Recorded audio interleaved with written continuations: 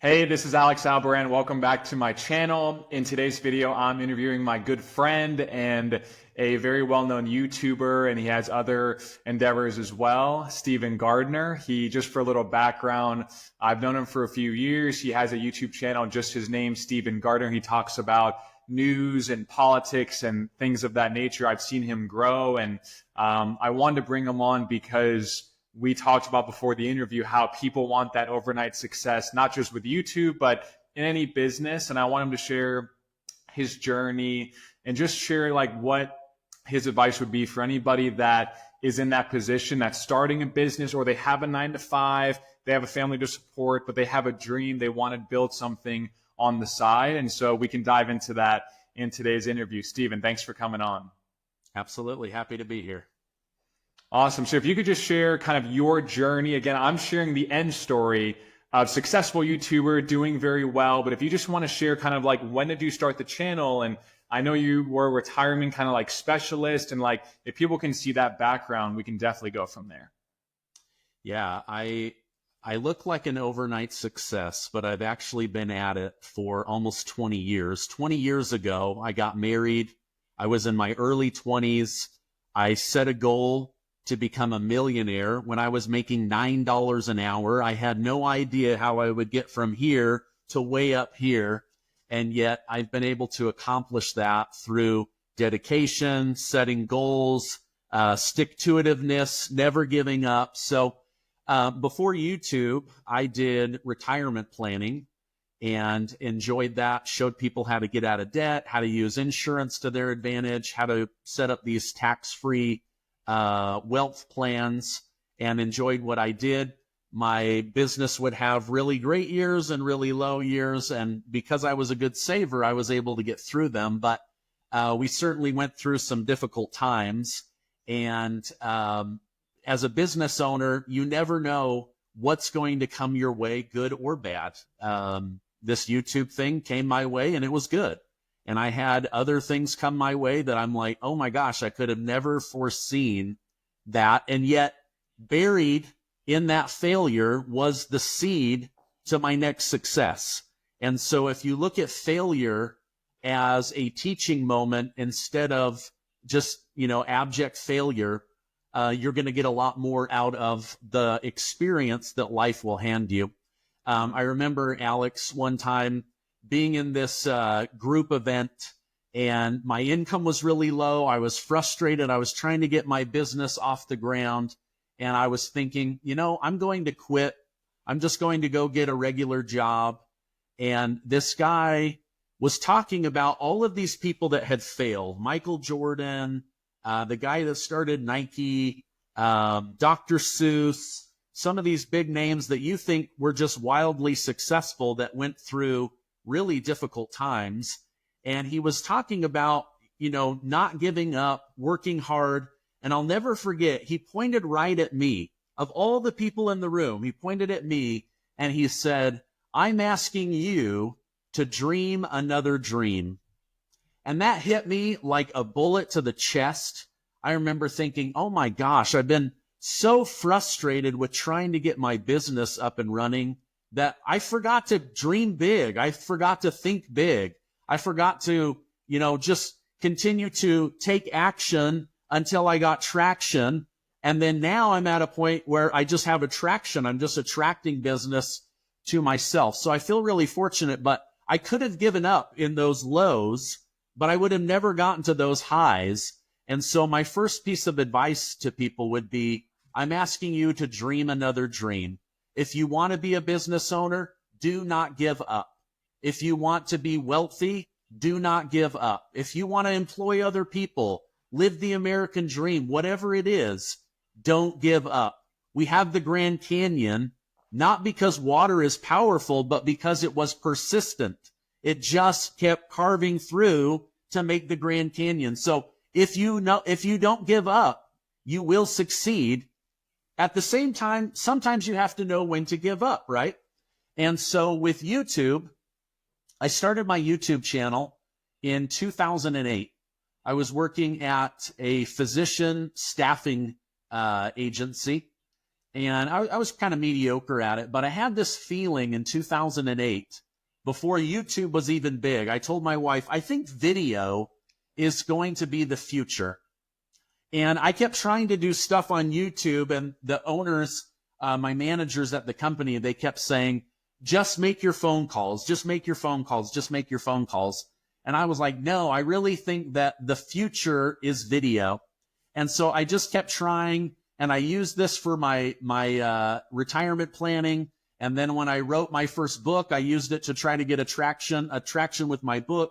And by the time I got to my 8th book that I had written, I was starting to get a little bit of traction. And then one day I interviewed a gentleman, and at the end of the interview, he said to me, can I tell you why your YouTube channel sucks? And I was like, oh gosh, another hit to the chest, right?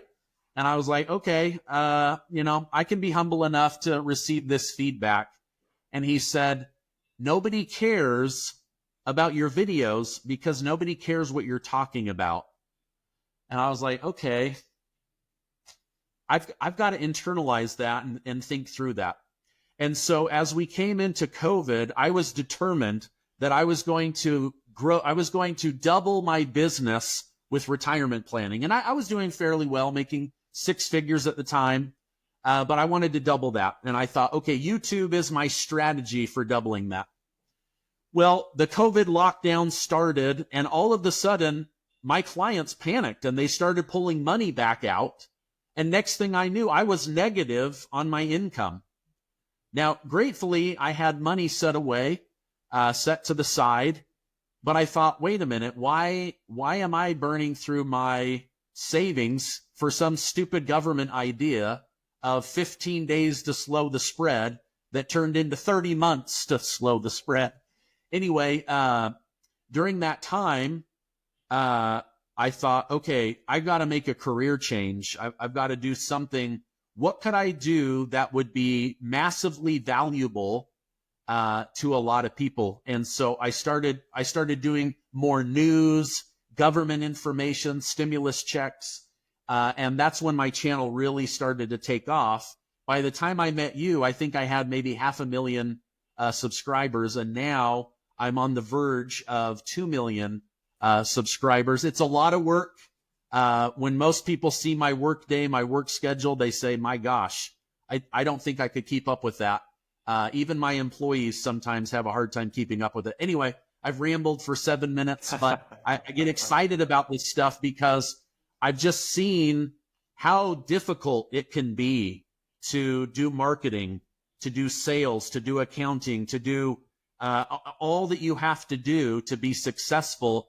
And yet, I wouldn't want it any other way. I don't want a job, right? For me, a job is temporary. For me, a job is risk, right? And for me, the income of a job was JOB, just over broke.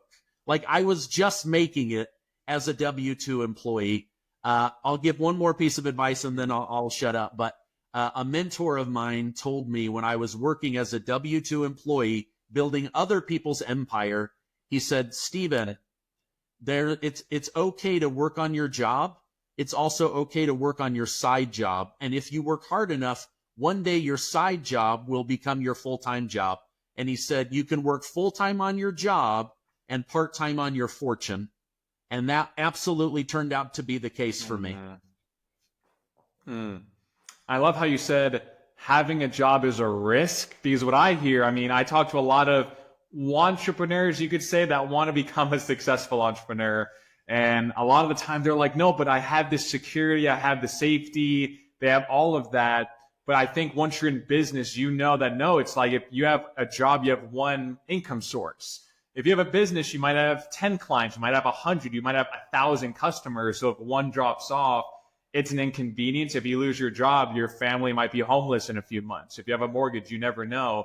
So talk to me about how can people shift that mindset from safety, security, which is most likely going to lead to regret, to taking action. Because like you're saying, failure is really not giving it a shot.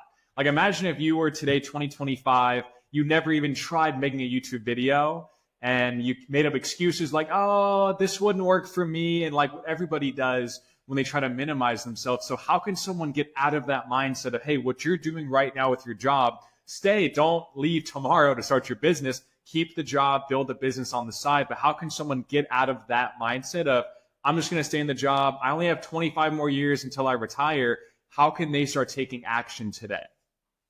Okay, so a couple of thoughts is your job isn't your security, because if the economy shifted right now, a company has to stay in business. They would drop you if it meant staying in business. So for me, a job really was risk, and I've been let go from jobs. None of it because of my performance, all of it because changes in the environment or whatever, right? So having a job isn't security, right? For me, what was security was becoming a good saver and having money in the bank, right? And whenever I mentor other people, I say, think of this as runway, right? If you were going to take off in an airplane, you wouldn't take off if you didn't have enough runway, right? So having the runway is what mitigates the risk, right? So if I have, let's say, $50,000 in the bank, or let's go lower, $30,000 in the bank, right? And right now I'm making $6,000 a month. I now know, okay, if I didn't make a penny with this idea, I've got 5 months of runway, 5 months of calm, 5 months of every single day, 150 days of just giving it everything I've got in order to get money up and running, right? Now, if you can't get it up and running in that time, there might be something wrong with your business model, but every business is a little different. Sometimes there's long sales cycles, sometimes there's shorter sales cycles, right? But typically in a business, you're not going to go 5 or 6 months with no money, right? So maybe 1 or 2 months in, now you go, okay, now I've got $1 or $2 or $3 or $4,000 a month coming in. Your runway just extended because now you've got income supplemented by your runway. And then over time, by the time you get there, you go, okay, now I've got leftover runway, but I'm making enough to cover my bills. Now you shift that money from runway over into a war chest. So once you have a war chest, now you really have mental security that, okay, if something happened, I can convert this back into runway, or if there's a legal bill or an unexpected bill or whatever it is. And then as you make more money, you just keep adding to that war chest, right? And eventually you'll say, okay, now my war chest has enough money. Now I can expand, or I can quit my job and make this my full-time endeavor, or I can hire somebody that now they can work while I do other things. So that would be my first thing. The second thing would be, you can always start a business on the side. It's never going to do as well as just throwing yourself, into the deep end of the pool and forcing yourself into swimming lessons. But that's not always the best risk for a lot of people, because starting a business can be very difficult. But if you just take action, right? I tell people I have a 3-step formula for action, or for success. Sorry. Number 1, take massive amounts of action. Just grind, hit the floor, hit the phone, hit the going to visit clients or whatever. Lots and lots of action. Eventually, you're going to get traction. Something's going to happen. You're going to close a deal. You're going to pick up a client. You're going to sell ABZ or a widget or whatever it is. And then eventually you become the expert, the best, the most reliable, the most trusted. And now it's attraction. You're getting referrals, repeat sales, people adding on to sales. So it just kind of starts to cascade in your favor, but you have to just take massive amounts of action in order to get to that traction. Mm-hmm. And I've never heard that before, the runway versus the war chest, right? Like, it's very different. When I started my business, I had a 2007 Mazda Speed 6. It was a stick shift, so I had to learn how to drive stick shift in high school. I sold that for like $4,000 because I'm like, same exact thought. I'm like, well, right now, I mean, my bills are like $500 a month. I mean, I'm in like 18 years old. I have no kids. Like, best time to start a business probably in hindsight. But I sold the car because I'm like, I can go to Starbucks 7 days a week. I can get a nice coffee. I can get free refills. I can eat chicken, pollo tropical for lunch, cheap, 7 days a week. This will give me like 9 to 12 months. Maybe I can get a client here and there in the meantime. Then, like you're saying, years later, a war chest is like, I can build this relationship with this client and not need money from them in the next 18 months, or not even like ask them for anything in the next 2 years. I like that distinction because runway, like I think 85% of real estate agents I read, they quit after the first year, if not within the first year. And I think it's probably because of that. They go in, they may only have a few $1,000s in savings. They don't close their first deal and they're like, oh, like I got to get a job. I can't pay my rent this month. But I think if people get the runway, then yes, that's the beginning phase. But the war chest, you can also then fire annoying clients you don't like, or you don't have to take on that client if they have bad vibes from day one. And I like what you said about taking massive action, but I think it's also consistently over a long period of time, right? I think a lot of people can take action January 1st, they'll go to the gym, and then January 30th, their membership's canceled, or they're just going to keep it forever and never go back. So if they can take action, massive action consistently for a long period of time, especially with something like YouTube, right? Because a lot of people, even if they're great speakers, like one-to-one with their family or like in person, transitioning that to speak to that little red dot on the camera, that's not an easy thing to do. That takes thousands of reps. And so talk to me about that. Like, were you always natural on camera, or what did you kind of learn as you started making so many videos?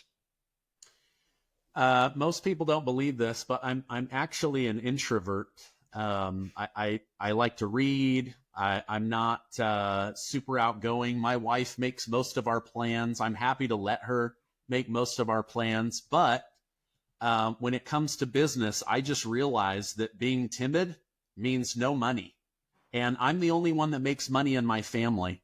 So 16 years ago, we had a baby. We looked at how much it would cost for daycare, and we made the decision that my wife was going to become a stay-at-home mom. And for us, it's worked. It's been a sacrifice. There were times we were a one-car family. There were times where we didn't get to go on a vacation. Like, we sacrificed now to have a better future. But until you're like in the thick of it, you don't really understand the pressure of it. But that pressure for me was good, right? Like, I needed that pressure and that support from my wife to be able to go out and take that action. And for me, that was the risk, right? Like, my wife took a risk on me, and then I took a risk on myself, and it has paid off more than I can even explain to people. But going back to your question, if you go back and watch my first videos, they're terrible. And if you go watch my videos now, they're not great. So what do? I try to bring as much value to the video as I can every day. So maybe the video quality is terrible. Maybe the microphone quality is terrible. Most people don't know this, but I'll share this here. I got my first 1 million subscribers on YouTube on a broken iPhone. So again, did I say I need the best equipment? I need the best lighting. I need the $1,500 microphone like Joe Rogan? No. I took a broken iPhone and I said, what value can I give to the market or to my audience or my community today that would make people want to click? And then from there, you just have to have integrity. We don't do clickbait. We tell people the truth. We add as much value as we can. We look for patterns. What do people like? What don't people like? And you let the audience kind of guide you. But at the end of the day, it's your channel. You've got to do that. So was I a great speaker? No. But was I used to speaking with people? Yeah. I've been talking to people most of my life, but I've got to come out of my, I've got to become an extrovert in order to make an income. No, I mean, I was the same way, like as a kid, even like high school, like early college. I hated doing presentations and putting myself out there. And now I'll do a webinar where like 1,500 people are looking at me live and I have to deliver. I have to make things happen. I've had like, even with, Dr. Turley, videos where it's like, I know this is going to be seen by a lot of people and it's one take, like I can't mess up. But like you're saying, I think people, once they get that pressure, they can perform. But I think for someone in your position with, like you're saying, the kids, the family, a lot of people, they don't want to take action. They want to just think. They want to have the perfect, like you're saying, microphone, the perfect camera, the perfect background.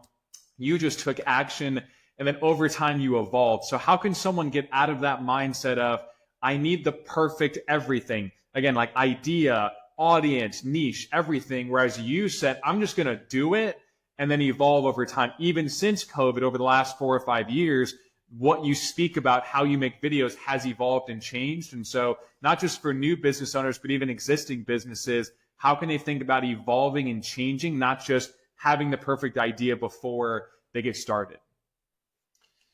Yeah.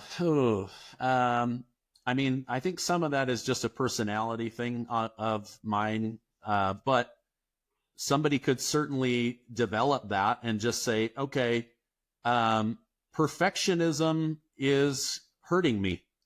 And so good has to be good enough. And sometimes taking action is more important than being perfect.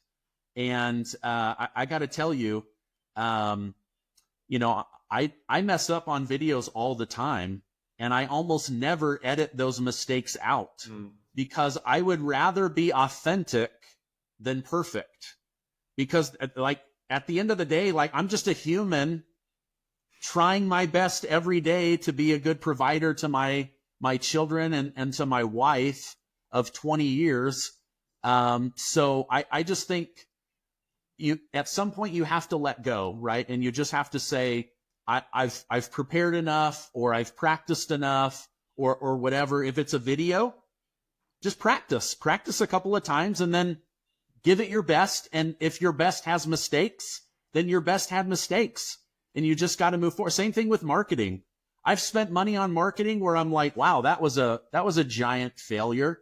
And I've spent money on other times and I'm like, wow, that was wildly successful. Thank goodness I took the risk, right? So again, but part of that is having runway. If you're spending your last $5,000 on, like this is my Hail Mary pass and it doesn't work out, then you're in trouble, right? But if you have that runway, it gives you confidence, right? And I've always believed that the ability to produce income gives you more confidence than the ability to be like a good investor, right? Like, I bought into Apple and I'm up 8%. Okay, great. But did you produce an income, right? Like for me, those things matter most. And they build my confidence more. So again, I just go back to take massive amounts of action. You do have to look at what you're doing and go, okay, am I making a lot of momentum, but not any progress? You have to measure, am I making progress? And part of businesses is someone willing to write me a check. If they're not willing to write you a check, maybe your good idea isn't that good. And you've got to revamp or modify or try a different price point or whatever. I have a good friend.